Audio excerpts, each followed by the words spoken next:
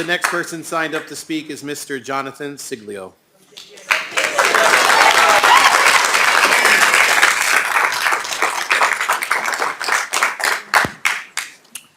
Good evening. My name is Jonathan Ceglio, and I'm a senior at Newburgh Free Academy main campus. I've been a part of the Newburgh football family for over 10 years, going back to when I was just 6 years old. Over the course of those years, I met some very incredible gentlemen along the way. They made me a better player, a harder worker, but most importantly, they made me a better person. They turned a 6-year-old autistic child into one of the most loved and revered players within the program. I can confidently say that these men behind me were more than just football coaches. To some, they were father figures. To me, they were more than that. To some, one of my role models was my defensive coordinator after he beat kidney cancer a few years ago. My defensive line coach recommended me to go to Hofstra University, which is currently the #1 college on my list. My wide receivers coach became my trainer for an off-season and has become a massive supporter for me and my brother. All the other coaches have contributed to my family in some way, shape, or form, but my head coach became more than just a coach in the 10-plus years I've known him.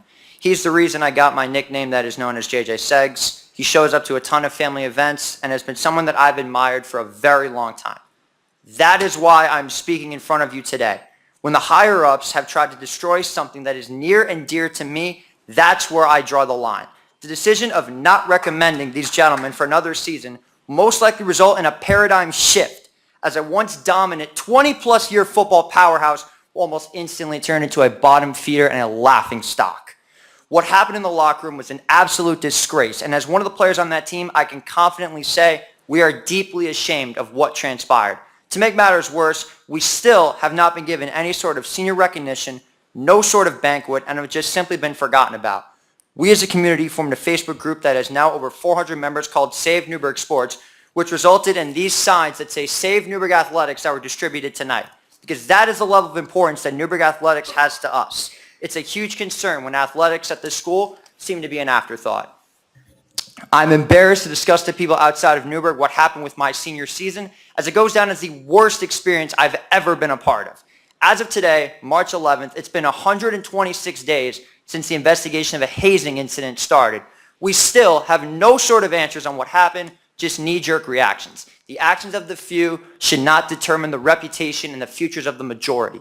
My father mentioned to me a million times over the past week that the reason that we are doing what we are doing is because of our mantra. It means more to us than it does to them. Over the last decade, Newburgh football has been my family's passion and magnum opus. Even though my football career is over, by replacing these coaches, you are potentially sabotaging the futures of many up-and-coming varsity athletes. On February 26, our longtime announcer said this: to say this head coach was one of the best is an understatement. This coach held his players accountable in every facet of their lives: school, sports, personal, and helped them become good young men who gave back to their communities. He invested in the youth programs and always took interest in the young athletes. He ran his program above board, and he was always transparent. Because the situation looked bad, and instead of having a good coach back, they'll hang him out to dry, and they'll blame him and his fellow coaching staff. How much more can Newburgh screw up? Our football coach became the winningest coach in Newburgh football going back to 1890. A wrestling coach who's been sitting next to me, who is just inducted into the New York State Wrestling Hall of Fame, and brought success back to a program that produced many state champions. How are they repaid?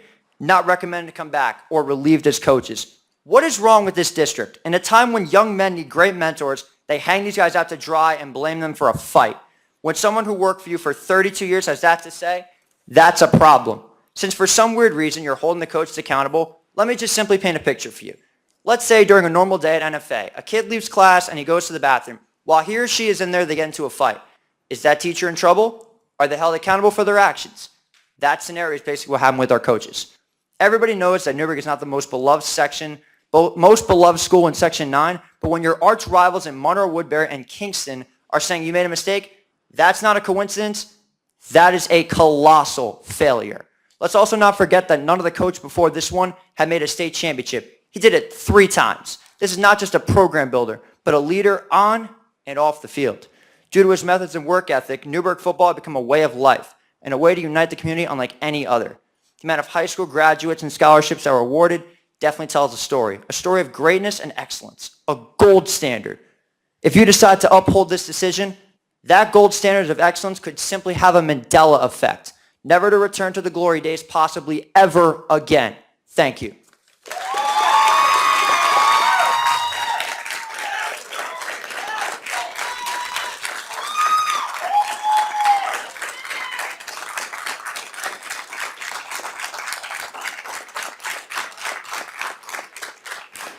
The next person